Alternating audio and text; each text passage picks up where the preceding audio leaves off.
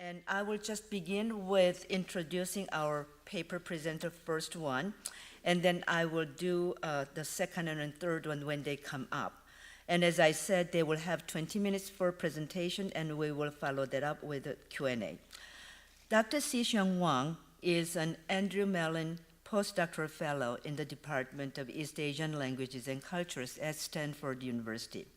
He earned his PhD from Columbia University in 2015 with a dissertation on co-constructing empire in early Chosŏn Korea, knowledge production and the culture of diplomacy, 1392 to 1592. The title of his talk today is Wagging the Imperial Dog, Negotiated Autonomy and the Diplomacy of Universal Empire in Early Chosŏn Korea. Please join me in welcoming Dr. Wang.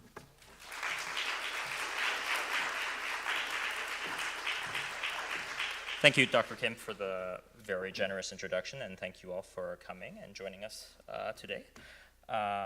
So I should say that, as you've heard, my expertise in Sino-Korean relations derives primarily from my research in the 15th and 16th century. And occasionally, I'm asked to make comparisons and connections between Korea's geopolitical situation today, its diplomatic disposition, and what's happening in South or North Korea today with what I know from the past. I can say that in general, it's a kind of comparison that, I think it's done, it has its merits, and it's, but I think it's, it's not always so straightforward and easy to do, but it is definitely something that's much more common in vernacular political discourse, especially in East Asia. So it's something that this sort of comparison is more common in vernacular political discourse today, especially as both North and South Korea have been hinging part of their diplomatic strategy on engagement with the US, and enlisting in particular the support of President Trump. And in this context, we see trending this particular meme, which is the casual comparison of President Trump with the Ming Wan the Emperor, seen in the moniker Emperor Turyok. So, as a trending internet meme in South Korea, this particular comparison is perhaps less flattering than would first appear. The Wan the Emperor for Korean history is best known for his intervention in dispatching military aid to Chosŏn Korea to fend off a massive Japanese invasion in 1592, the Imjin War. And indeed, well after the fall of the Ming Dynasty in 1644, the Chosŏn government continued to venerate the Wan the Emperor for having rescued Chosŏn. It would seem then to see President Trump as an incarnation of a Ming emperor would be to hail him again, or to hail him as some sort of geopolitical savior. But behind this comparison is something I would say much less flattering. In traditional Chinese historiography, the Wan the Emperor is often described as incompetent, dissolute, decadent, and generally disinterested in the everyday work of government, a characterization repeated in contemporary Korean records as well. And here, I think we get to what I think is the ultimate subtext and irony of the Emperor Turyok meme. It is precisely this general inattentiveness and perceived incompetence that made the Wan the Emperor so amenable to manipulation and, by extension, serviceable to Korean interests. And if we carry the comparison implied by this meme home, it is precisely perceived vulnerability to flattery and grandstanding that presents the best hope for resolving Korea's most difficult geopolitical dilemmas, and perhaps even ultimately earning a lasting place for the president in Korea's national memory. Now, memes are just memes, and predicting geopolitical outcomes is not within my expertise.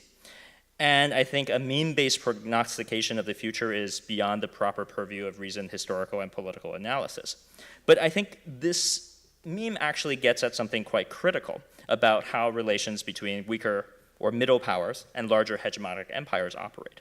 And that is how at times the weaker party can negotiate, capture, and direct the energies and priorities of a more powerful, even threatening partner. Hence the title of today's talk, The Tail Wags the Imperial Dog. It's a story of negotiating agency and autonomy.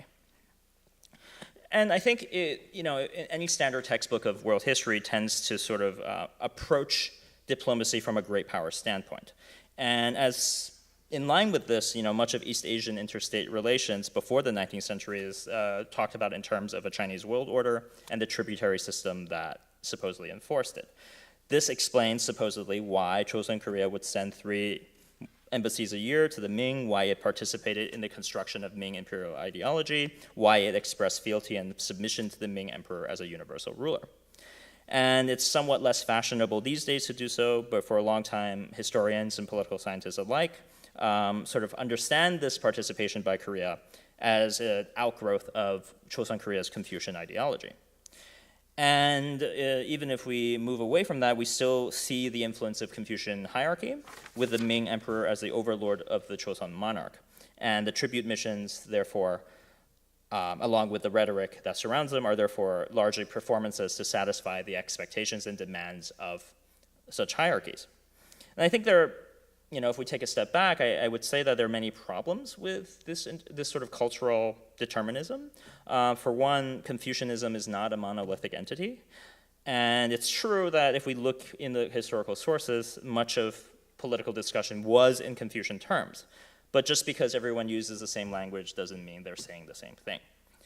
And today I think I would offer another perspective, a way that I think that I'm borrowing from political science that can illuminate dimensions of this relationship that are otherwise obscured. And this is the notion of structural asymmetry, which I think is illustrated well by this diagram. It's Brantley Womack is one of the scholars who have used this model.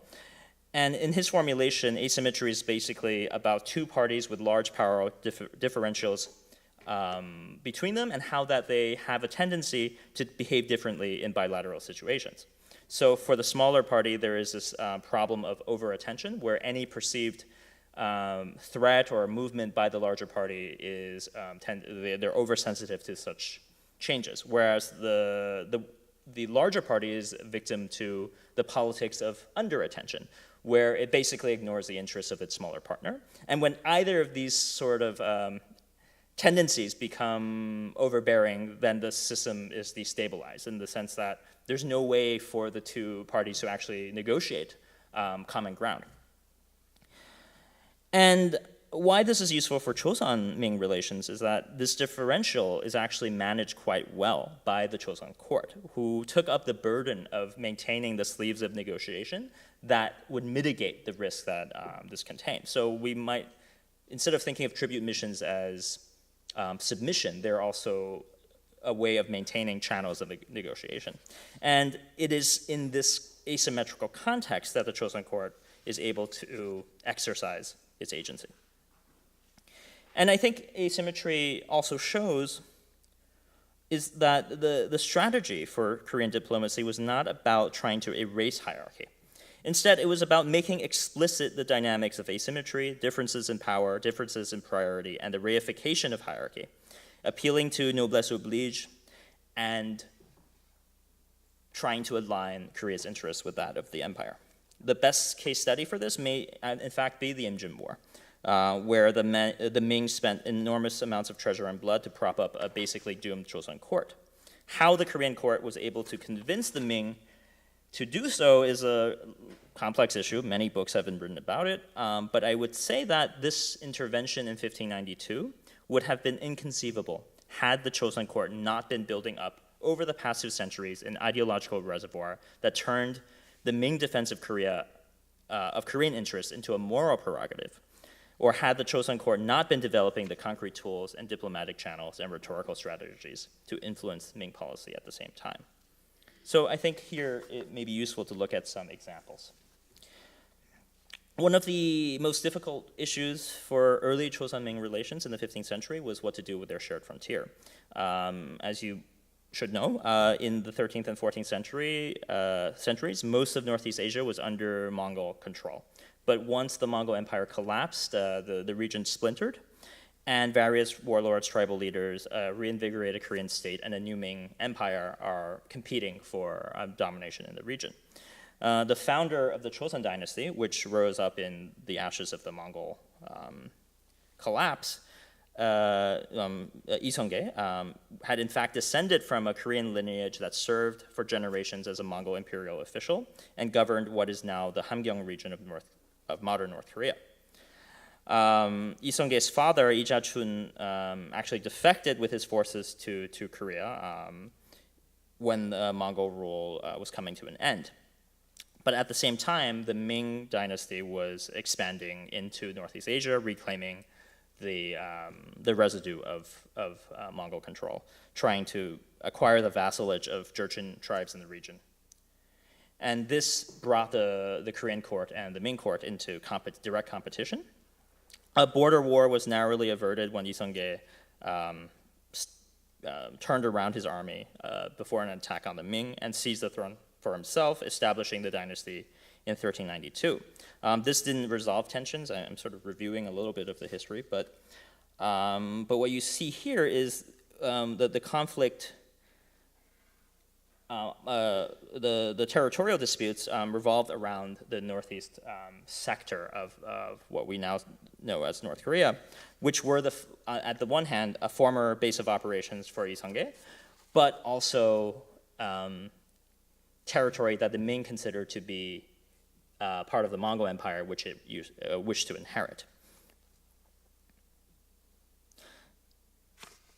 So over the course of the first few decades, a lot of these disputes were hashed out, and I would actually want to emphasize that even though modern international relations might focus on territorial disputes, I would say that these were just one of the many issues that made relations difficult at the time.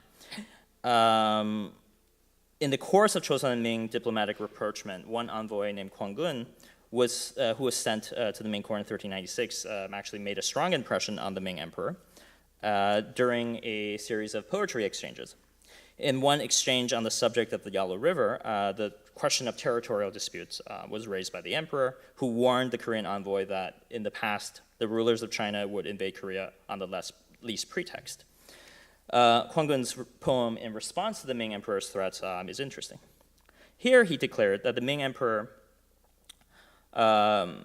declared to the Ming emperor that because imperial influence transcended the boundaries between the civilized and the barbarian, there was no point in distinguishing between one another's territory. This statement, again, would fly in the face of the conventions of modern Westphalian diplomacy, but I think it captures something essential about how Chosŏn Ming diplomacy, in fact, would end up working. The poem constructs a hierarchy between the Ming emperor and Chosŏn, but the hierarchy is not simply of one of the emperor being sovereign and the king as a vassal, but a hierarchy of sovereignties. For instance, the territorial integrity was ultimately a question of lesser concern than the all-embracing universal claims of imperial rule. The Yalu River did separate Korea from China, but since the Ming emperor was a universal world ruler, this geographical territorial separation became largely meaningless, because after all, the Ming emperor was supposed to transcend such distinctions. Now you might wonder, how effective was such rhetoric?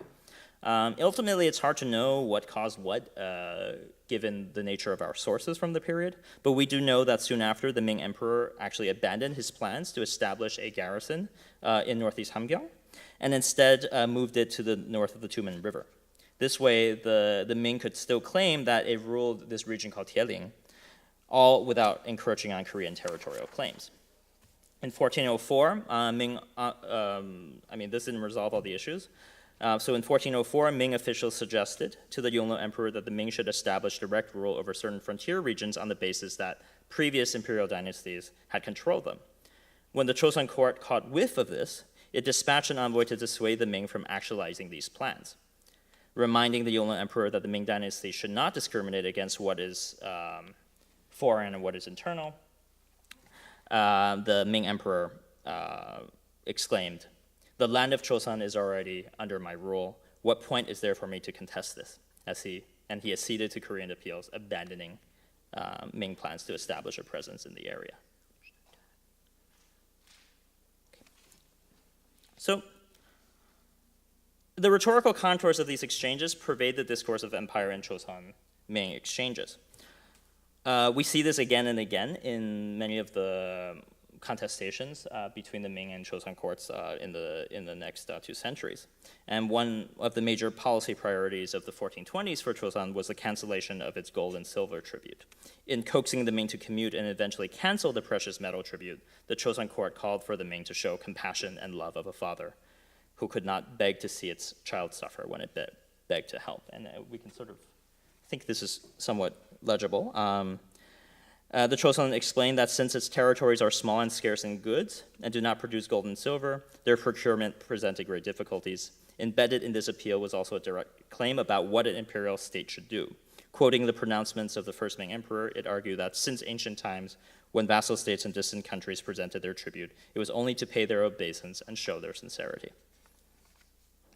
As such, local produce, even in the form of cloth balls, should suffice as tribute. The meaning of tribute then, like the emotional ties between parent and child, did not rest in the exchange of value, but emerged from utmost authentic sentiment.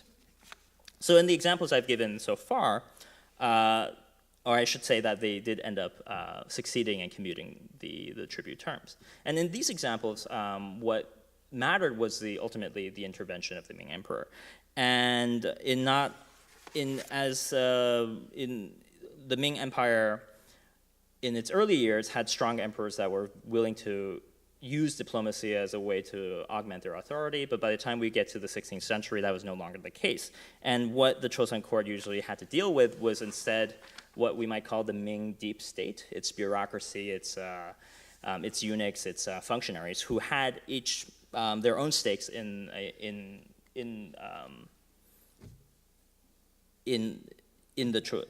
foreign policy. So one example is what I would call the gate restriction policy. And this was implemented in 1522 because a Ming official found that Koreans were trying to purchase Ming books, including a geographical atlas, which they believed should be banned from entering foreign hands. And so they made it so that Korean embassies had to stay in a hostel and not leave without permission, which was a great inconvenience because before, Korean visitors could go all around Beijing and buy what they needed from the market, but now they had to go through in-betweens and were sort of stuck at home for weeks at a time.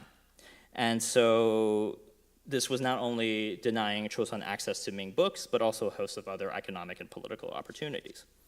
Once a Chosŏn envoy tried to protest these rules to the Ming bureaucracy, but basically, it was sort of they were unable to get a positive response. A certain Ming official named Chen Bangchen cursed the Koreans and said, you head-severed dog-bone curs. Basically, the Koreans tried to escalate the matter to a higher Ming authority, and he was rebuffed. If I were to translate this conversation to modern American vernacular, the Koreans tried to go see his manager, but the Ming official told them to bugger off. This incident actually launched a minor controversy at the Ming court because someone saw this as an opportunity to get Chen Bangchen fired, so they impeached him for discriminating against foreigners, and he was actually fired, and they replaced him with someone else who, for a few years, was less restrictive about the policies. But the problem with these restrictions was that it was inconsistently enforced. And I think, I am running out of time. There's a lot that we can talk about, but I do want to close off with this last petition, which I think captures sort of the crux of what I want to say. And so in 1534, when these restrictions were installed again, the Chosŏn official sent to Beijing to try to get them lifted was named Sixiang. And he tried to appeal through the channels of Ming bureaucracy, but nobody paid him any attention because the lower officials were profiting from this restriction. So one day he managed to corner the Ming Secretary of Rights, or the Board of Rights. During a routine mission, he found him, getting into his carriage. And so kneels in front of him and presents this petition. And the petition says a lot of things, but there's this one passage where he says, "Whether you sequester us or not brings us no ulterior benefit or loss. We only believe that if we were treated with the same compassion without regard to our foreignness and be allowed to visit and travel without limitations, we would be able to witness rituals and ceremonies, investigate the substance of civilization, and be infused with transformative culture. This would truly actualize the utmost virtue of cherishing men from afar." So what this means, what Sixiang does here is he shifts the terms of the conversation. The problem of the curfew now had nothing to do with the interests of the Chosŏn court, but rather had everything to do with what the meaning of Ming Empire was to be. By calling on the Ming to cherish men from afar, he appealed to imperial duty to delineate what the imperial court ought to do, critiquing specific policies without mounting an overt challenge to the institution of empire itself. These ideals of empire Koreans espoused were certainly familiar to and even shared to some degree by their Ming audience, but their formulations were nonetheless specific to this event here.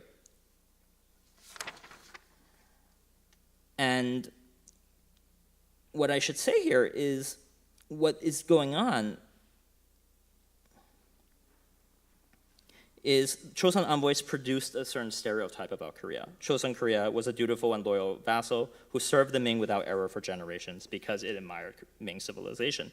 In return, the Ming, as universal rulers, treated Chosŏn Korea with due magnanimity and reciprocity. And if this sounds like the textbook description of tributary ideals, I would say that it's not because these ideals are what is happening here, but rather Sixiang is creating these ideals and using them in order to align Ming policy to their own interests. And so, if I were to bring this home, to sort of our contemporary discussion, is the maintenance of stable institutions, symbols of authority, and even turns of phrase during these centuries should not be read as evidence of the tenacity of the tributary system or the normative power of Ming-centered ideals, but rather a function of how Chosŏn Korea was in fact manipulating Ming ideology to suit its own ends. And I think what this leads to, which hopefully we can touch on in the Q&A, is how in modern South Korean diplomacy, or rather I would say that we have a tendency to mistake the appearance of hegemonic language as the agency of the hegemonic power. But is that always the case? Or is, in fact, the weaker entity using these discourses to achieve something and it's trying to hide, in fact, its own agency in the process? Okay, I think I'll stop here. I think I went a little over, I apologize. But we did have a technical mishap. Yeah. We have about 10 minutes of Q&A, so please fire off.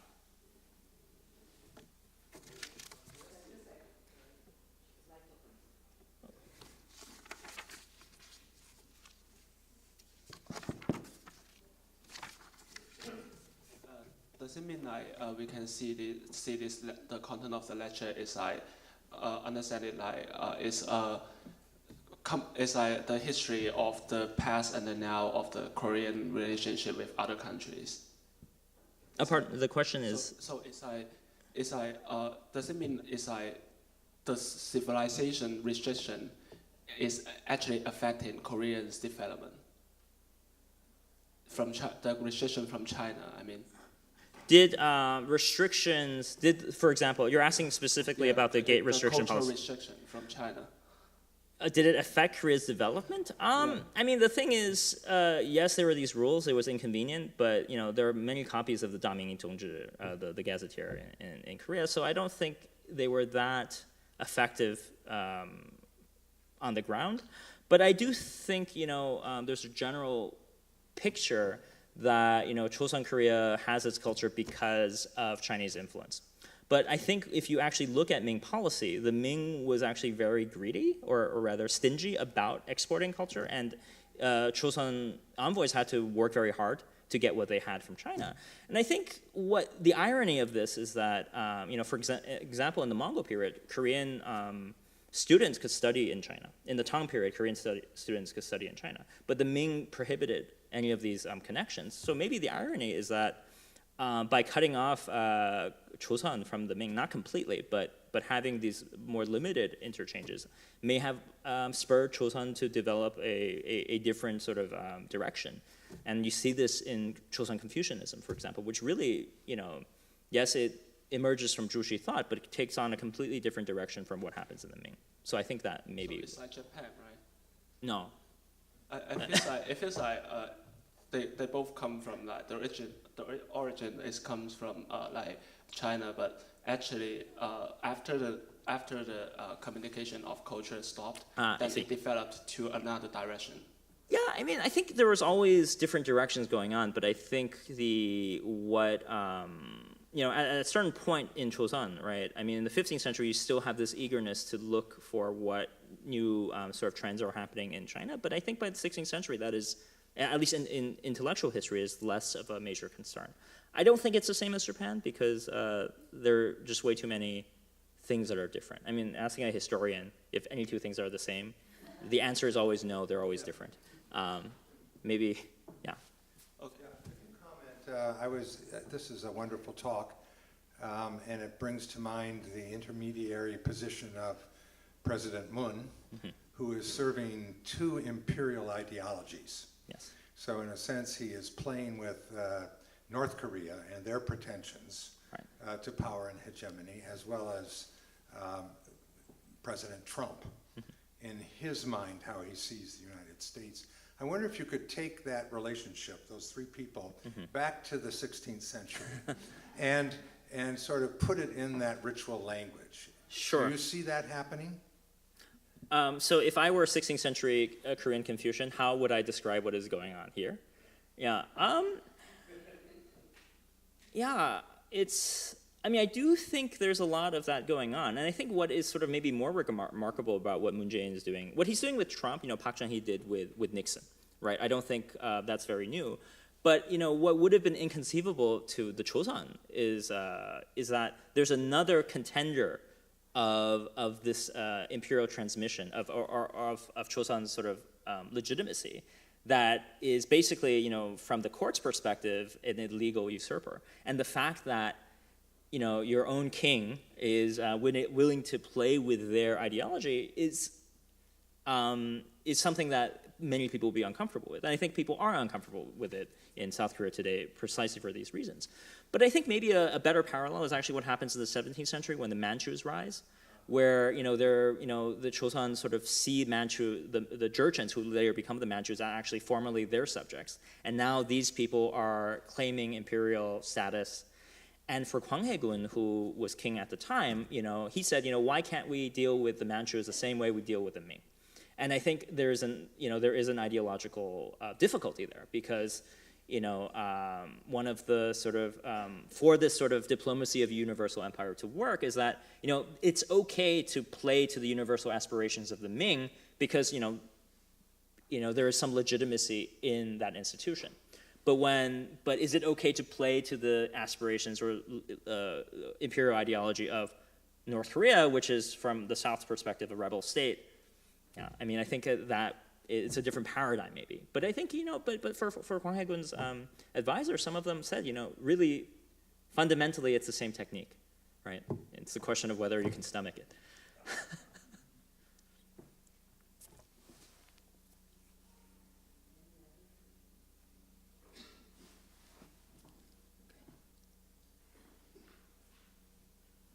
So under the tributary systems, there's a diplomatic hierarchy we can see. So I wonder how this diplomatic hierarchy translated into cultural hierarchy, cultural interpretation, if you can tell more about that. I think, interestingly, I would say that the cultural hierarchy is much less clear. Because if you look at how diplomacy was carried out, the way Korean and Chosŏn envoys interacted with each other was as social equals in terms of their poetry exchanges and whatnot. And that was something that they sort of emphasized. So I think, one problem with the tributary system model with its emphasis on hierarchy and tribute and things like that is that it obscures some of the other dynamics that I think are also very important in this relationship. And I think, in one area where there is some cultural hierarchy is the idea of whether or not Ming institutions and Ming cultural innovations are things that Chosŏn ought to follow or not. Right, so if the Ming change their garb, does Chosŏn follow? If the Ming changes their music, does the Chosŏn follow? And I think it's if you look at Chosŏn court debates about sort of these cultural changes, it's very ad hoc. So it's very case by case. Sometimes they say no, the Ming are ruining the classical tradition, so we don't follow. And other times they say the Ming, they're the sovereigns of the time, so we follow them. But I think in this case, it's not so much, it's not hierarchy. It's really, I think, for the policymakers, which precedent is more convenient, right? Whether it's Ming or Chosŏn, or Ming or classical. And of course, classical is something highly constructed. But Thank you. yeah. Thank you.